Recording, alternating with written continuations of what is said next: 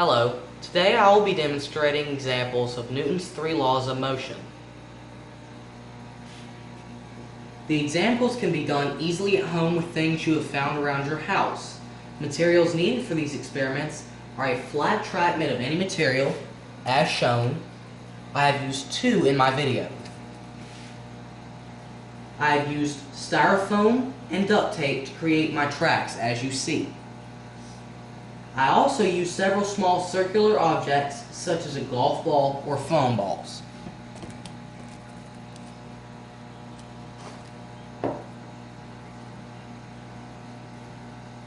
Duct tape has also been used to line the tracks. In this experiment, I am going to be demonstrating Newton's first law, the law of inertia. The law states that an object in motion or an object at rest will stay in motion or at rest until acted upon by an unbalanced force. Here I have a small foam ball at rest. My hand is the unbalanced force that will be hitting the ball.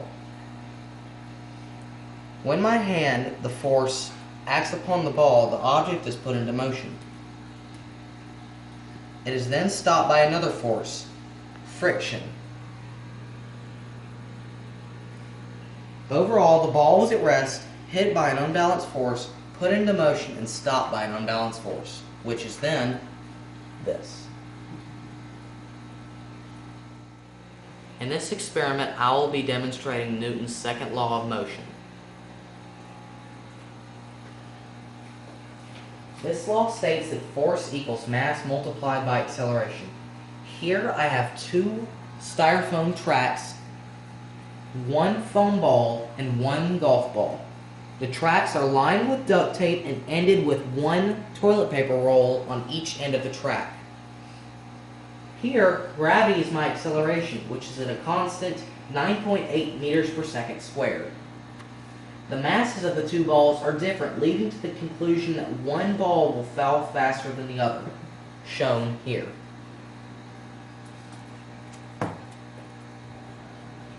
The smaller ball has less mass. The bigger ball has more mass. Because of this, the bigger ball will fall slower because it has more energy that is required to make the ball move.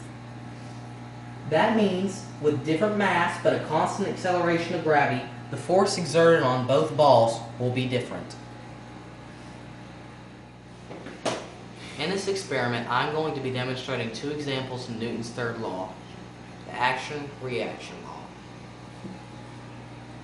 I have here 2 foam objects that can demonstrate this. Before I begin, Newton's third law states that for every action, there is an equal but opposite reaction. Each ball here can demonstrate this by doing what they do best, roll and bounce. The action occurs when the ball hits the table.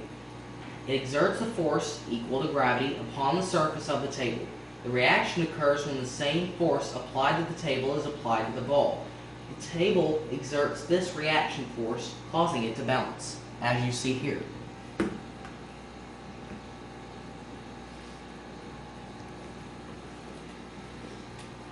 The second example will consist of 2 tracks used previously.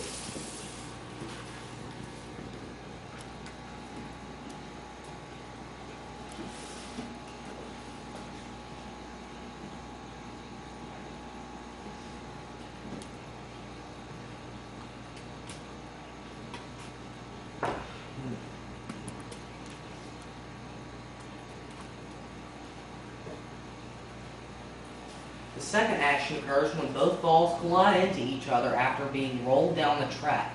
The reaction occurs when both balls bounce in opposite directions of each other. I will show another demonstration of this by doing it a second time.